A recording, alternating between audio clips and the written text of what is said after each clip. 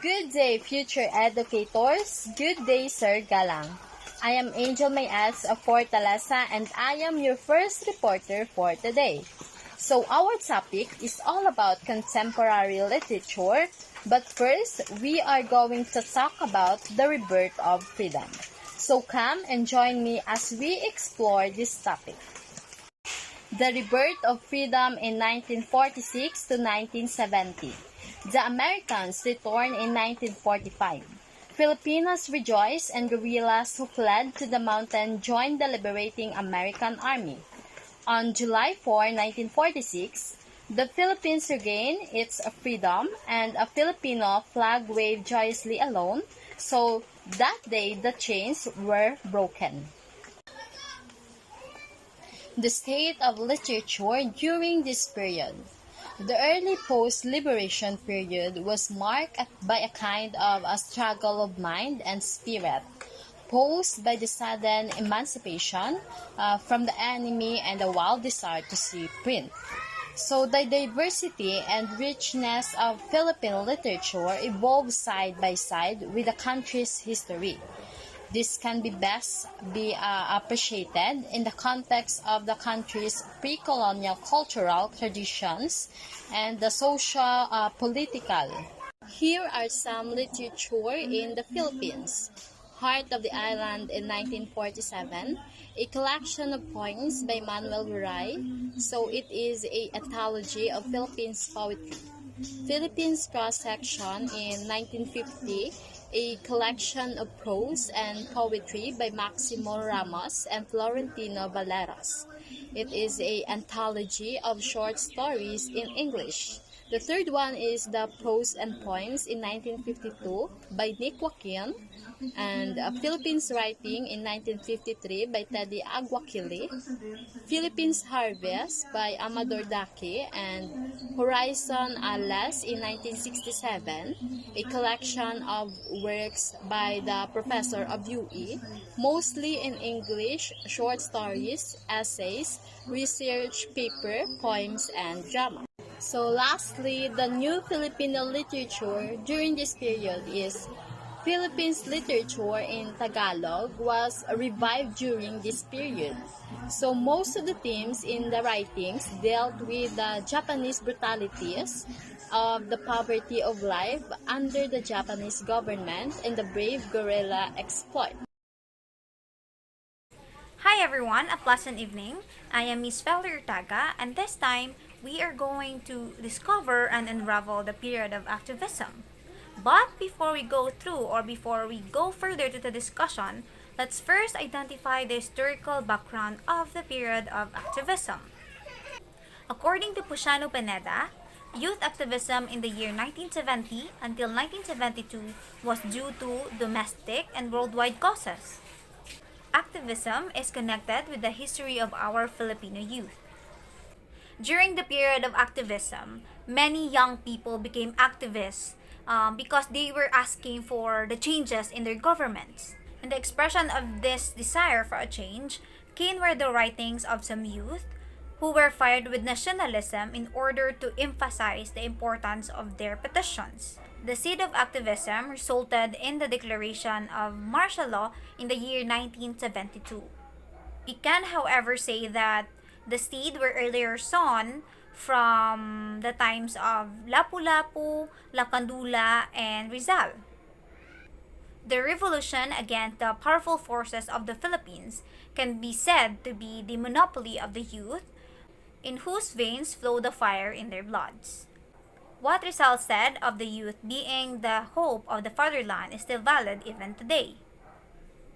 And now we are down to the literary revolution during the period of activism. During those times, the youth became completely rebellious.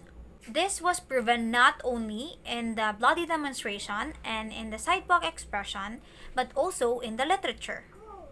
Campus newspapers showed rebellious emotions. The once aristocratic writers developed awareness for the society. They held pens and wrote on a placard using a red paint in the equivalent of the word makibaka or to dare. The writing during the period of activism is very irreverent for the poor that it reached its peak during the period of mass revolution. It was also during that period that Bamba films was discredited or raised as Filipinos started to come out. And during the period of activism, they do Palanca Awards for literature in English. It was established in the year 1950. The Palanca Memorial Awards for Literature had been giving cash prizes for short story, poetry, one-act playwriting for the incentive of the Filipino writers. The prizes come from La Tondena Incorporation. It is a firm founded by the late Carlos Palanca Sr. Hi guys, so this is MAYAG and I am about to discuss to you the period of the new society. Bilingual education, which was initiated by the Board of National Education as early as 1958 and continued up to the period of martial rule in September 21, 1972, resulted in the deterioration of English in different level of education. The focus of education and culture was on the problems of national identity, on reorientation, renewed vigor, and a film resolves to carry out plans and programs.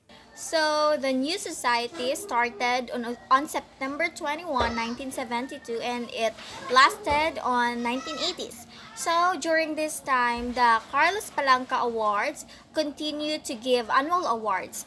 And almost all the writings during this time do have a theme of development or the progress of the country, such as the Green Revolution, family planning, proper nutrition, environment, drug addiction, and the population. So during the period of a new society, the pornography or the government tried to stop the pornography and as well as the writings which influence the moral of the people, as well as the school newspaper were stopped and as well as the school organizations.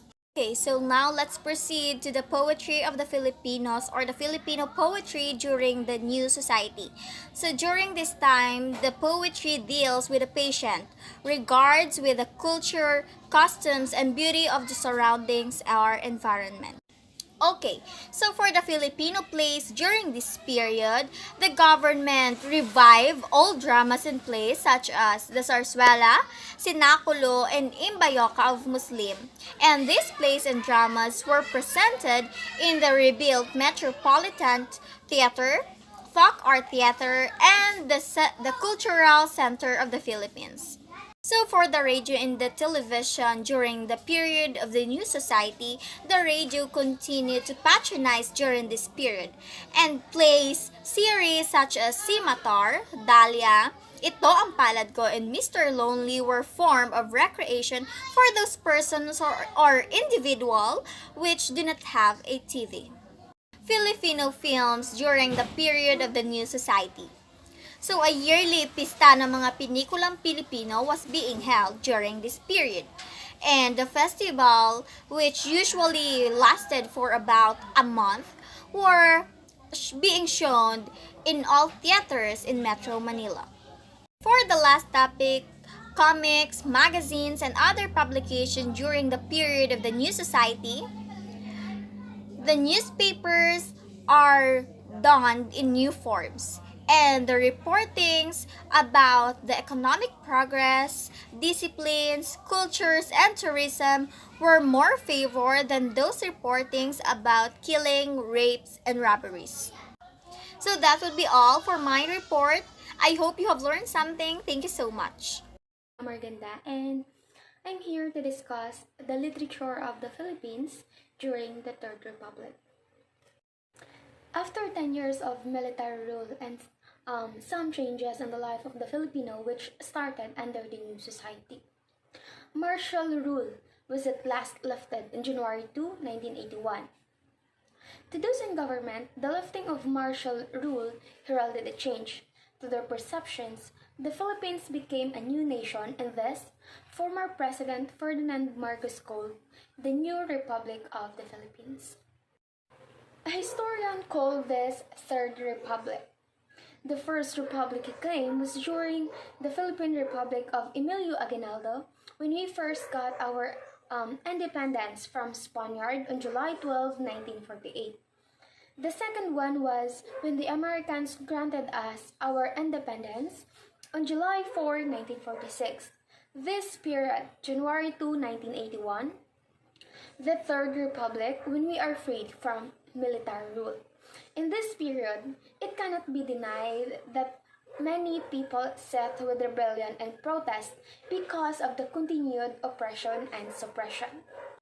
This was further aggravated when former Senator Benigno S. Aquino Jr., the idol of the Filipino masses, whom they hoped to be the president and was president, was brutally murdered on August 21, 1983. This stage of the nation had its effect on our literature. The people's voices could no longer be contained. Both public and private sectors in the government were chanting and shouting. Women, men, and the youth became bolder, and their voices were raised in dissent. We can say that Philippine literature, in spite of many restrictions, surreptitiously retained its luster. And we have here the Palanca Awards. The Don Carlos Palanca Memorial Awards for Literature, which was launched in 1950, continued its recognition of the best in the literary fields, poetry, short story, essays, and the 1- and 3-act plays. In 1984, the Palanca Awards started choosing the best in novel writing. It was held every 3 years to give more time on local writers to write more beautiful and quality works. So the next contest on the best novel was held during the 1987, and La Tondena continued to be its sponsor. Filipino poetry. Poems during this period of the Third Republic were romantic and revolutionary. Writers wrote openly of their criticism against the government. The supplications of the people were couched in fairy, colorful, violent, profane, and insulting language. Now, let's move on to the Filipino songs during the Third Republic.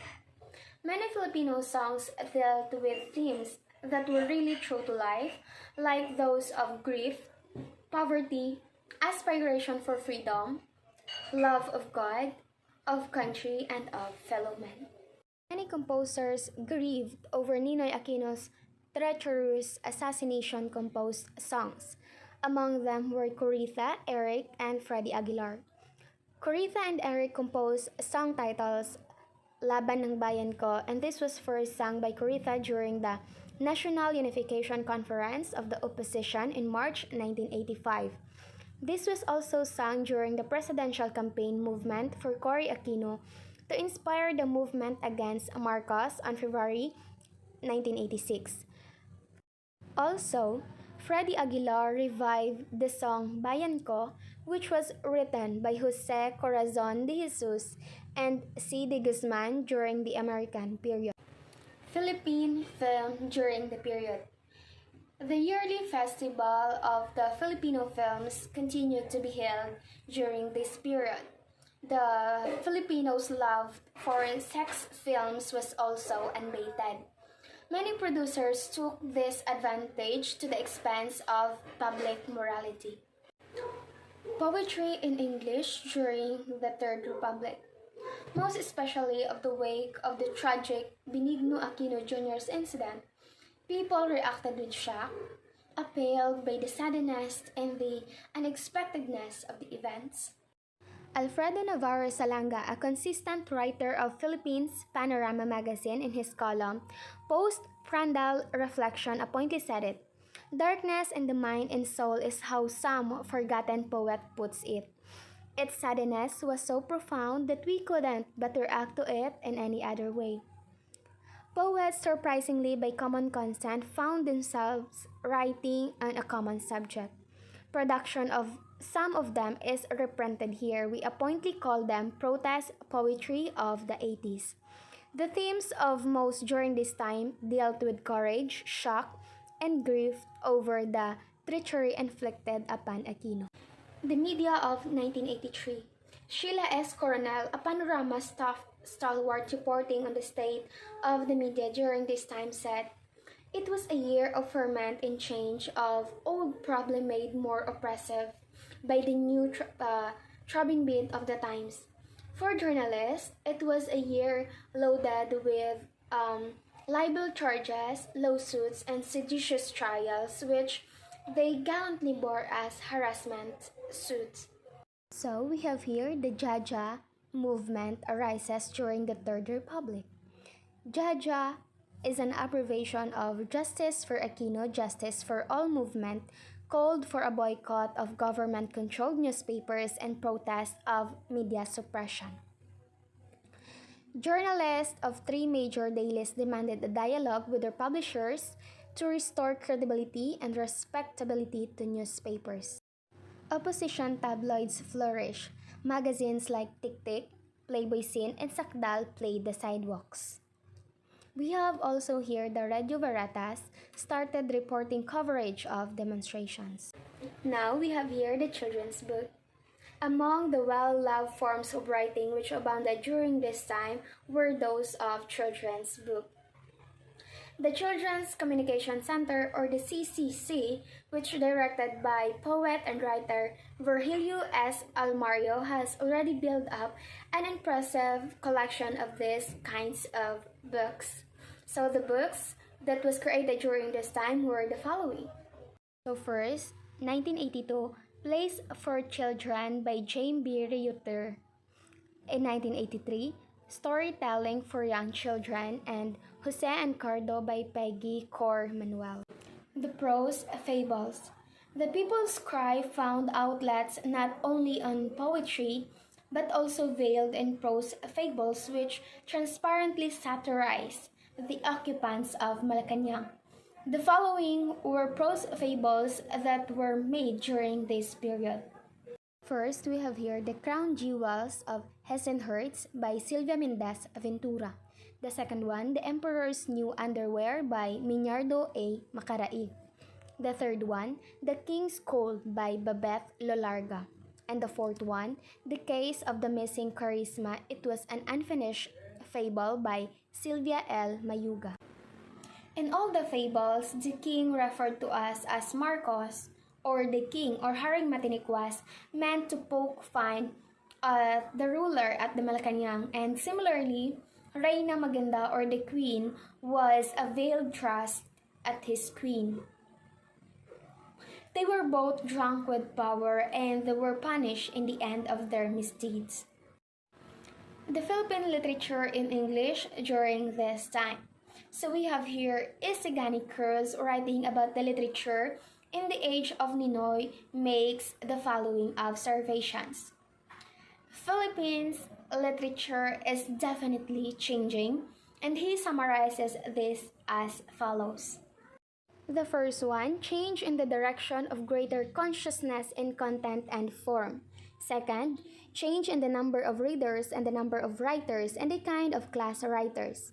Writers who joined the ranks came not only from the established or professional groups but from all ranks, clerks, secretaries, drivers, housewives, students, and short, the masses.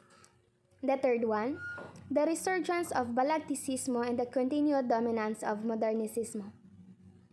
While Balagticismo turned its back on the American challenge to the Philippine literature, its conservative conventions, Modernismo adopted Americanization for its own ends. The fourth one, the birth of a new poetic movement still dims in outline.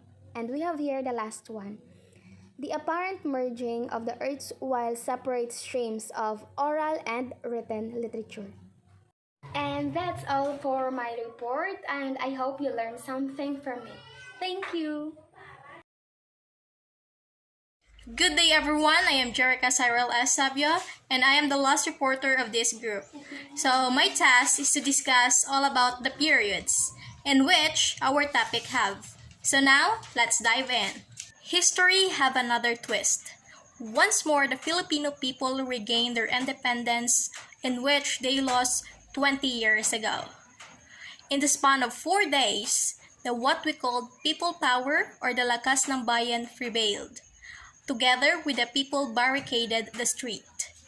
So Philippine history has a twist in which we learn from it. So now we are more knowledgeable enough on our own country. So as we all know, the 4-day demonstration is the manifestation of discontent and furies with Parliament during the time of the late President Ferdinand Marcos' totalitarian rule. So the movement happened in the year 1986, February 21 to 25, and it happens at Epifanio de los Santos Avenue, or what we called EDSA. So the movement has its own cost. First is the assassination of the late Senator Benigno Jr. in 1983. Second is the fraud happened during the 1986 presidential election. And the third one is the autocratic and oppressive rule during the Marcos administration. And also, this kind of movement has a goal.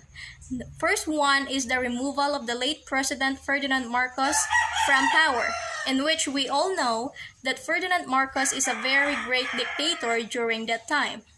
And the second one is the installation of the late President Corazon C. Aquino during that time, in which the people wanted her to be the president of the Philippines. A significant thing to us Filipinos that time and even now, because the movement or the people power or the lakas ng bayan was being documented in books, in which it's very important for us, especially students, in knowing more about the literature of the Philippines. Next, the newspaper and other publications. So newspapers and other publications is also one of the most significant thing to us Filipinos since then until now.